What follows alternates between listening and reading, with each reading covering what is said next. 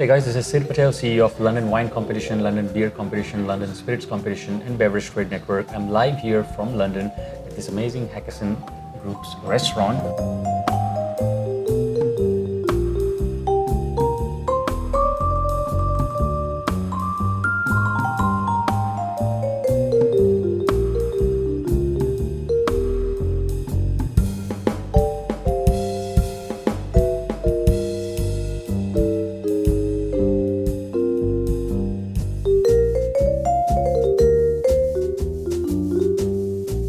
My name is Chris Delalonde. I am a Master Sommelier, and today I'm going to show you few tips on how to approach the blind tasting for the exam. But more importantly, in general, how to approach a blind tasting as to develop your skill and discover what the wine is in your glass.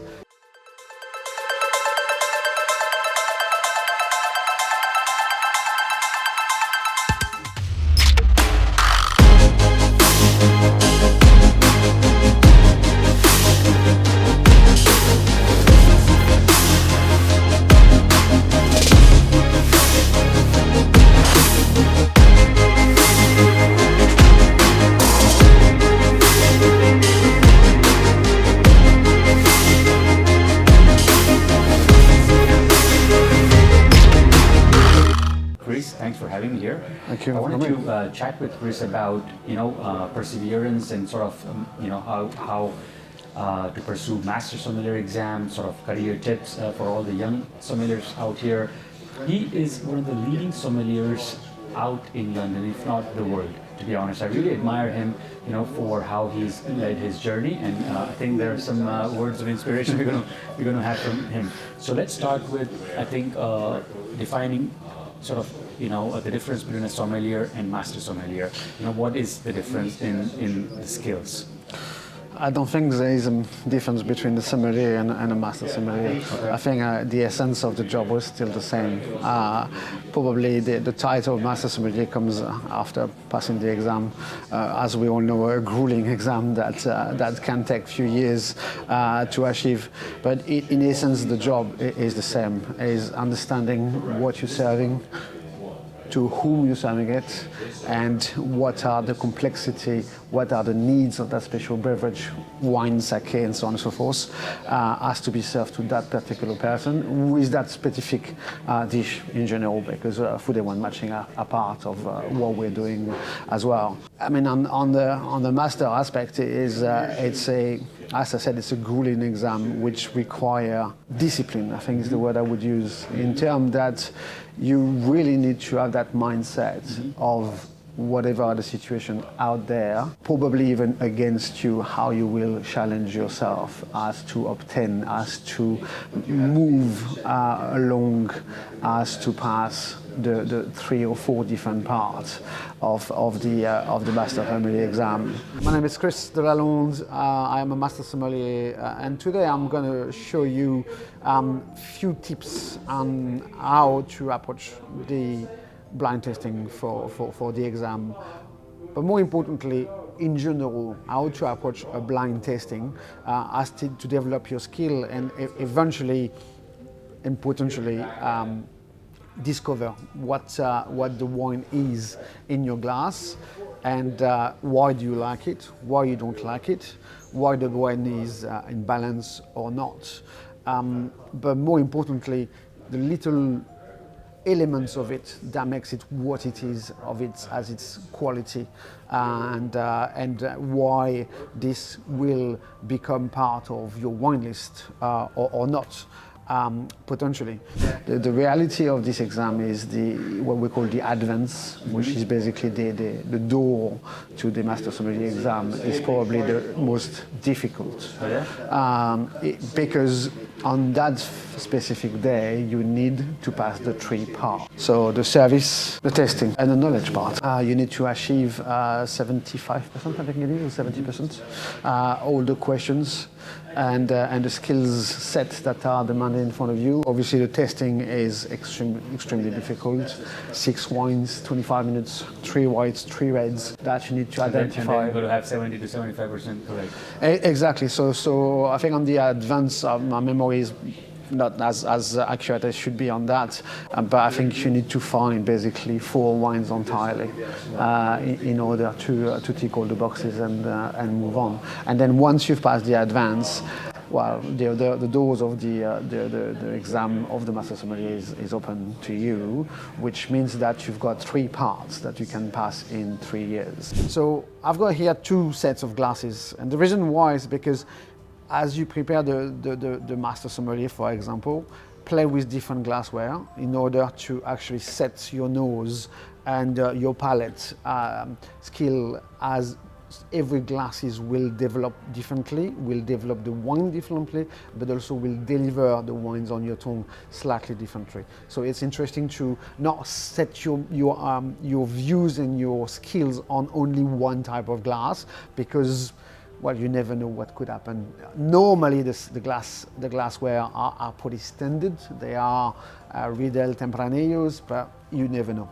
I was lucky enough to actually pass everything in 1 year after 1 year, so it took me 4 years. I'm a lucky one because also at the time I passed, the introductory and the certified didn't exist, so I went straight into the advanced. So let's 1 second. Let's pause there, Chris, and let's break it up. So, show like how we know the Master of Wine. There's WSET 1, WSET 2, 3, 4. Then you approach Master of Wine. That is a very clear way to sort of go. What are the paths? You know, if you can just break me from start to sort of MS. So nowadays the exam, the Master Sommelier exam, is divided in 4 parts. Okay. You've got the introductory.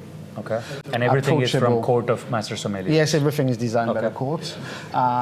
So very basics, understanding and knowledge how to recognize hook in wine and some basic regions and so on and so forth. That's open to everybody, obviously. And to be honest, it shouldn't be for someone that is aiming at the Master Sommelier. Eventually, it shouldn't be too much of a challenge. Got it. Then on the same day of that exam, if you perform very well, you can straight away apply for the certified. Introductory and then certified, exactly. So it's a bit more demanding. Obviously, your knowledge and your tasting buds needs to be a bit sharper. But again, it's something that is designed as to give you a progression, a natural progression within, and also to, as you mentioned, the WSET, which is something that I've done myself also. It's a mindset. It's a way of perceiving and approaching and working that obviously if you run the two courses different in the same time, the CMS I should say, and WSET, it's almost like you have to change cap and thinking process. They are completely different. Wow, okay. They could be, you could argue that they work in the same direction, but it's obviously built in a very different way. I usually use a term pretty straightforward. It's from north to south. So what does that mean? I use my eyes, then my nose, and then my palate. Well, that should be the kind of standard approach. So first of all, I'm going to look and then try to basically have an idea of what the wines in front of me looks like. So it's definitely a deep color with a ruby rim and some element of alcohol. So you've got all that glycerin here, what they call the legs, coming on the wall, and these walls are slightly stained. So what do I get from these informations? Well, obviously it's either a deep colored grape variety, an extracted deep colored red grape variety, a solar vintage, or a combination of everything. The alcohol, the legs, the glycerin gives me this the idea that again with the color taint, that is definitely a solar vintage / young vintage, because again in the core and the rim I don't see any evolution. It's basically deep purple core with a purple rim. So to me again I translate that by youth. Also in WSET you have sort of training on a weekly basis. You go to the school and then you listen and then you obviously have to do your homework. With the CMS, I think one of the trick is don't do it alone. Find what we call a binom. Find someone that will, or someone else with an S as going together through those movements. Yeah. For one simple case, I would say is there's days where you want to study, there's days where you want to test, and there's days where you feel a little bit under the weather. So your binom or the other guys would say, let's go and do it. So you always have someone to support you in the hard days, the cool days, under the weather days, and so on and so forth. I want to go on to the core of the product. So I've got my first nose. That's first glimpse of fruit character that already set me in a direction. Then I twist a little bit, I put some hair into it, I break down all the ethanols, and I release as much flavor profile as possible. And the intensity of the wine has now changed. Also some elements that I didn't pick up on the first nose comes to life and comes to the fore. So the first aspect to me now is the sort of red fruit character, not black, very red, very liquor, very concentrated, and also an element of greenness, maybe a bit of menthol and a bit of sage. You could also derive as something a bit minty or at least green in a sense. And then you get into the advance, and this is obviously you've got 5 days training before the exam. So again, so introductory, certified, and advanced. And then advanced, yes, right. yes. Obviously, those have to be taken You have year to pass by the year. before and the one to qualify for the other. Exactly. And it's almost every year only. Okay. Obviously, you have to apply, find a room, because there is quite a lot of demand at that level.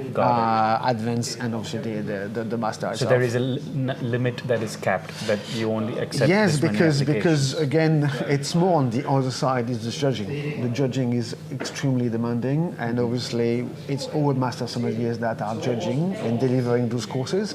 And obviously we all have jobs and other priorities in life. So it can be obviously the court are some individual that work only, Brian Dre and obviously Ronan Seddon and Brian Dones and Edouard and so on. But they need more bodies as to help. Like personally, in a couple of weeks now, I'm going to Santorini in Greece for 5 days as to support the Court of Master Sommeliers. So I'm going to deliver some lecture for the introductory. So I've got quite a heavy schedule with Italy, Spain, Loire, Burgundy, Bordeaux. I think I missed one. Yeah. No, I see. Even Asia expansion. I was chatting with Ronan, and is expanding a lot in India and Asia as well. And this sommelier is getting on board. But let's go on again the certification, right? So you have advanced, and after that is master sommelier. Yes. Once you've passed the advanced, the door is open for you to take the master sommelier exam. Okay. So it's exactly the same profile. So you will have a tasting of 6 wines, 25 minutes, 3 whites, 3 reds. You will have a grueling questionnaire that can obviously, that's probably one of the most hard work. And then you'll have a service exam, things that you will be probably facing in a restaurant industry, in a restaurant situation. So nothing really out of the blue, but you need to be able to manipulate that. And to be honest with you, again, this is something as a sommelier that you should be doing on a daily basis. Therefore, it should flow, it should be easier. And then now the black fruit develop. Then now you've got a sort of layering. You've got much more depth on the fruit, but also the spices come through. The cinnamon, potentially a bit of tar, maybe a bit of chocolate. And to me, this is because the wines are potentially being oak-aged, or I've seen some oak in its aging process in order to sort of give the wine a certain structure, style, longevity, but also because potentially it's something that's quite aristocratic, if I may use as an expression, and therefore the winemaker behind the label is trying to establish the wine at a level. So without going too much in depth here, you could tell that it's a good quality / very good quality wine already in that glass of wine, because that sort of composure and also the element of aging that has been added to it. It doesn't mean it's completely in balance. We find that on the palate entirely, but the nose already gives you a distinction of where you could be because of the cassis leaves, a little bit of mint. To me, there's a bit of the oaks, definitely the vanilla, a bit of black pepper, but there's also a sort of green aspect, maybe a little bit stemmy, that comes from potentially a little bit of full harvest, but that's a different story. My personal example as such in this story is that when I started the Master Sommelier exam, I really literally had no clue what to expect. So the first time I went, I crashed completely the tasting, I destroyed the theory, but I passed the practice, because that's what I do on a daily basis. Correct, yeah. So that was obviously, I was very happy to go home with one of the parts, even though at this stage I realized basically what I put my foot into, and then the rest is history.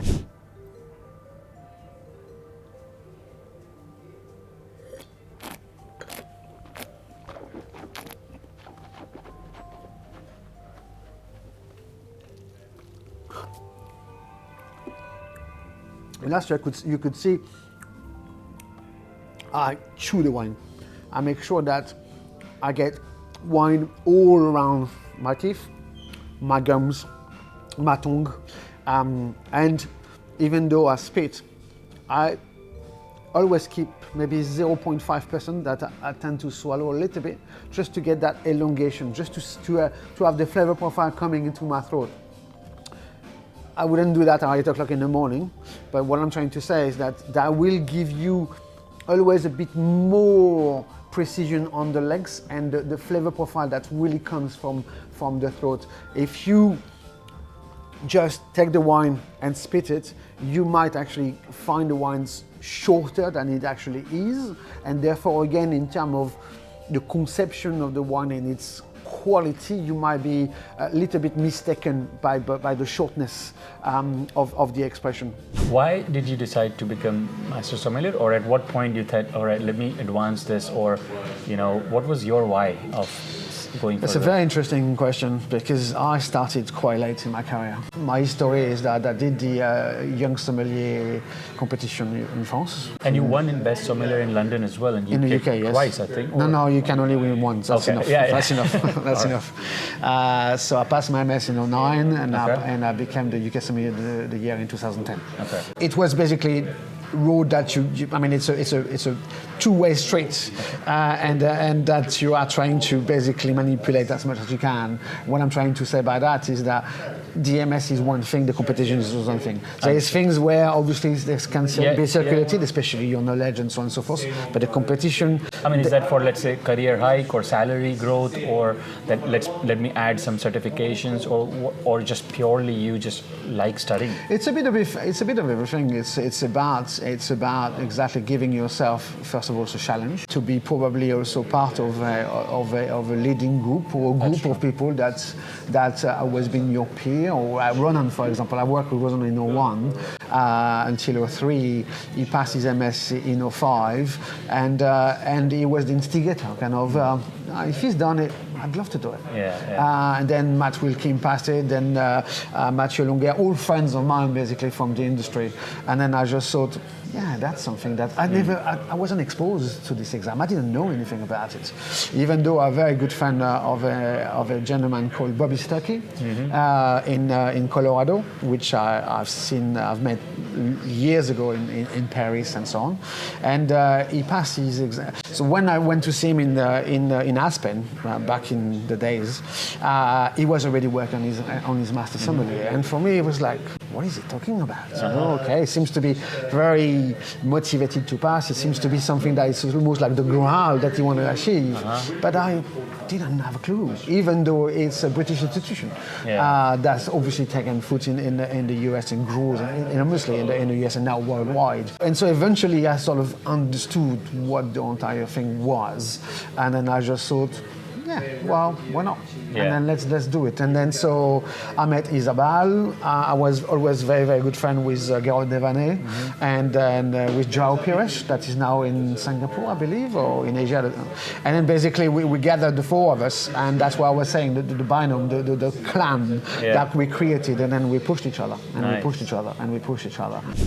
So coming back to the structure, the deciphering of the structure, I always use the word data. And why? Because D for dry or off dry or sweet. This is dry. A for acidity. So where the acidity is. So the Master Somm exam is very restricted on the wording, with medium minus, medium plus, and so on and so forth. The acidity here is medium to medium plus. You have to choose one. So I would say medium, to be fairly honest with you. Then the T for tannin. Obviously for white wine it won't really work, but for red wine it's there. So don't forget to mention it. The tannins. How are the tannins? Well, they're definitely alive. They're very well integrated. They're slightly young. You have that beautiful kind of frame still to that structure, and again they have that grainy character. They also deliver a little bit of profile. Again, the flavor profile. Again, a bit more vanilla and cinnamon, and maybe a bit cloves comes to the fore due to this. And the last of the letters is A for alcohol. Where is that wine stands when it comes to alcohol? To me, again, it's probably a medium plus, because you've got that little hit of alcohol, especially because it comes from there, and that's what I was trying to explain earlier on.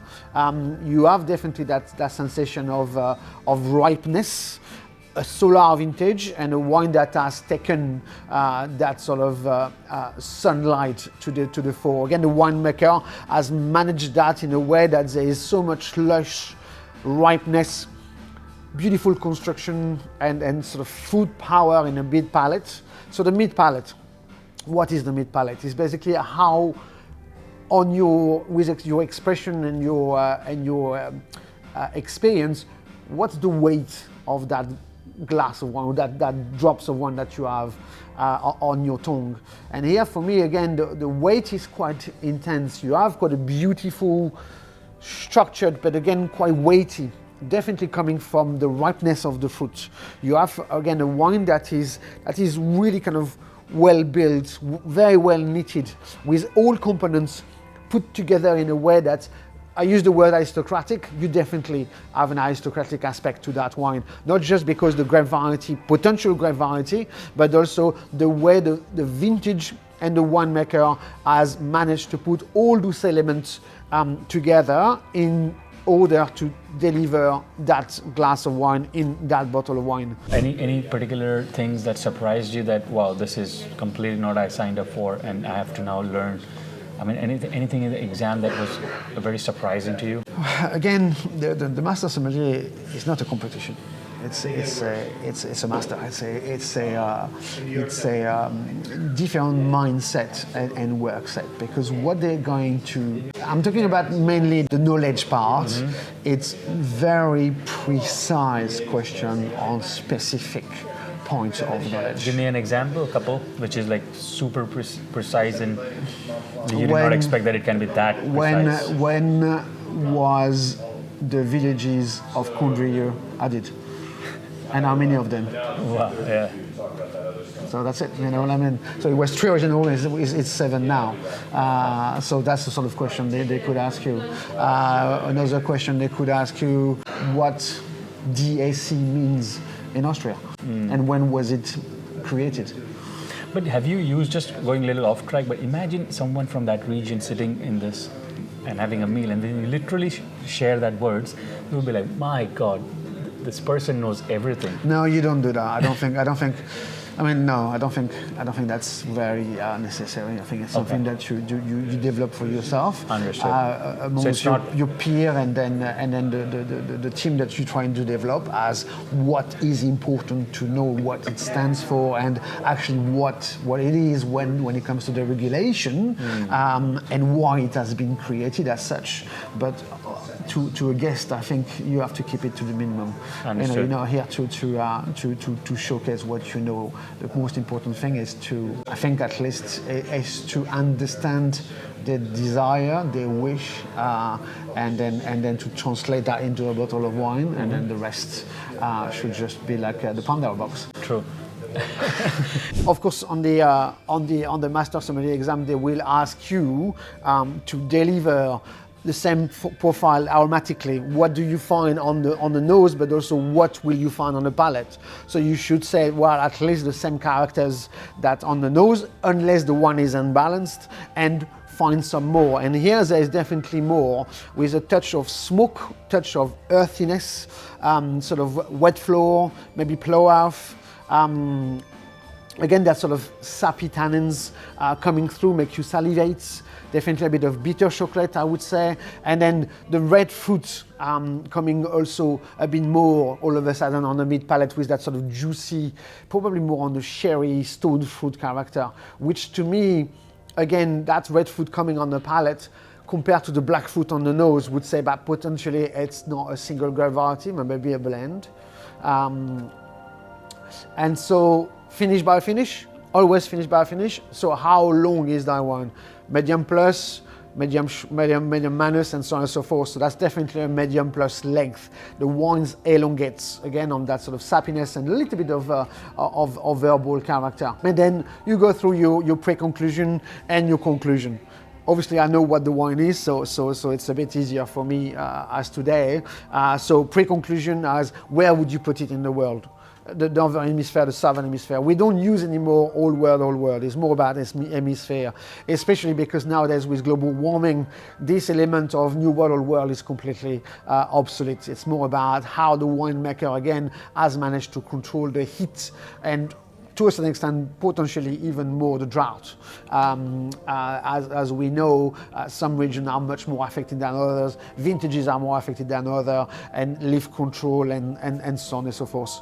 And then you finish with your conclusion. So your pre-conclusion should state at least 1, 2, even 3 grape variety, a vintage with a gap, so from 2015 to 2020, and obviously that will give you an idea of where the wine position itself, especially if you think that, for example, aging process for Brunelos or for Chianti Classicos or for Barbarescos will come to the fore at this stage. Again, your knowledge here is important as to stage the wine quality and what it could be. So let's go back on the strategy. I think one of the good things that you said, one point I took from that was have colleagues, study together, because it definitely helps the motivation of each other is doubled. What other strategies or some points that you applied which you think that it will help other candidates? I think I will use one word: read, and read. Never stop reading. Because even though you're not learning by heart an element of a region or whatever, there's things that will come and then stick there because they are important, because they are something that you will potentially be exposed to, and I remember this, I've seen that, read that, and you can share. So it's always keeping on the top of what's happening really out there, and especially nowadays with technology, you can be exposed to much more information as it used to be in the past. Again, to me, at the time, internet existed, fortunately, but it wasn't as spread when it comes to wine knowledge as it is now. So you really have knowledge nowadays, and I would take the Guide Som, for example. Every studying buddy should definitely have the app of the Guide Som in order to have that kind of capacity of knowing and then digging a bit further if you need so. The Guild Som, right? It's an app of Master Sommelier. Exactly. You would argue that not everything is there, but I think it's a very good base. Even people like us can, or you have to be a student. No, anyone can download. Yeah, you can. You have to subscribe, obviously. Okay. There's a fee attached to it, but if you're definitely going into that direction as to go through the grueling exam, you need to have that app. There's no question. And even in general, I would say that if you are inspiring to be a sommelier with a minimum of information, knowledge about what you're serving. I think it's a very good app to have. Just to give you an idea, also, as a lot of people comes into the world thinking, oh, it's beautiful, it's exciting, it's a different world, but it's not as glamorous as this. Yeah. Especially when it comes to, well, the basic knowledge. And it's still hospitality first, right? Service first. To start with, exactly. And that's something Which is a grind. You also have it or you don't have it. So Yeah. not everybody can do that job. Yeah. And that's what I say to most people. If you want to get into, I mean, if you have a problem with work and hard work, just don't bother. And eventually you go into your conclusion where you actually define what the wine is. So European, France, cool climate, blend of grape variety, in that case is Merlot and Cabernet Franc. It's Left Bank, it's Bordeaux, and it's 2020 vintage. So there's few things there to be remembered and to work on is the plethora of vocabulary that you can use and that you will need to develop according to the wines, and then do not complicate it too much. There's no point. What is really important is that you also have that time frame. You will always have more to say on red wine than on white wine. So given you 6 minutes plus, because it's 25 minutes exam for 6 wines, you should be a bit more, you should have started the red wine when the examiner tells you you're halfway. Because as I said, red have always much more to give and to be talked about in order to really tick all those boxes, in order to grasp all those points for you to pass the exam, and more importantly to find that confidence that what you're talking about is actually what is in the glass. Because very often the danger is that you put flavors in that glass that doesn't exist. And that's the trick, because your mind plays trick with you, but also because you're trying to be too clever. Often is the case. You just don't let the wine talk. You listen to something that is actually more your brain than actually the wine. With experience, I have to admit that every time I drink wine nowadays with friends, when I drink, it's always blind. It's not to challenge yourself, it's also because you drink the wine and not the label. And that's something that you need to get used to, and try to have always 3 or 4 bottles of wine at home that you can play with your girlfriend, your boyfriend, your flatmate on the on. Oh, what's this? Even though on the back of your mind you could say that you have 2 whites and 2 reds and you know what they are, it's listen to the wine, test the wine, don't listen to your brain, because you know it's where masters are made, is that capacity to actually go through one by one the element that glass is giving to you. Sometimes the temperature can be wrong, sometimes the wine can be slightly open for too long. You can have sometimes some wines that are a little bit out of your expectations. They can be really high quality, they can be medium quality. The Master Sommelier's exam, usually the wines are tested thoroughly, so they always have really good quality. But I was involved in a competition not long ago, and one of the challenges, of course it's a competition, not the master, but the wine to me was completely off.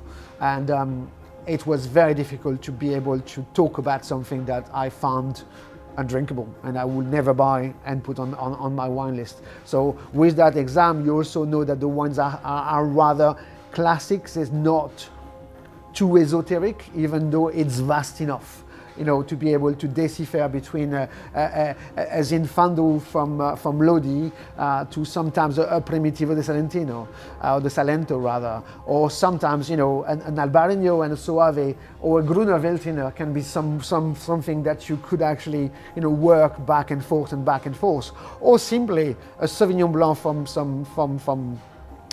Puy-Fumé or Sancerre, and a very, very aristocratic, well-made Sauvignon Blanc from Awatere River or Valley rather in New Zealand. So you know, always work on those details, the smoky character, the reductive character, the oak, obviously, the flavor profile that will give you that edge. And when I say this, I think all master sommeliers and all sommeliers that are looking to pass this exam creates a sort of map and a flavor profile map.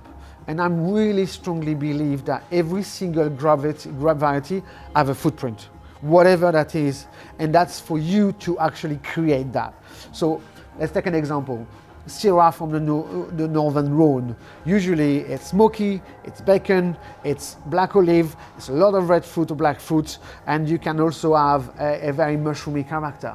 So once you have deciphered one of those characters, obviously the trick is not putting that first profile in the glass, as I was telling you. But if you decipher one, then you know that you're on the right path, and things should just come naturally. For me, for example, rubber. Really burned rubber, like when you were at school as a kid trying to clean up the pencil. That rubber for me is Merlot, always. But that's my personal view. So again, I've created that map that gives me that ability to, and I believe most master somms, to actually find elements in one glass of wine that will put them into that frame of that potentially could be this because of this and this and this and this. And the rest belongs to you. Just let's close this with, few characteristics that you think, should that individual possess that will be required to pass this exam, like tenacity, envy, desire, exploration. You have to have an open mind of why, and questioning things in general. Why is this wine taste like this, and why this wine doesn't taste like that, and why do I like it, or why don't I like it? The sort of basics of what this product is made of. We talk about wine in that case, or sake, for example, but the world of beverage in general. What is gin made of? Why is it made worldwide? Why is vodka made of? And why is it made worldwide? And then obviously the ingredients of cocktails and so on. It's not just the world of wine; it's the beverage in general. We're talking about water to a certain extent.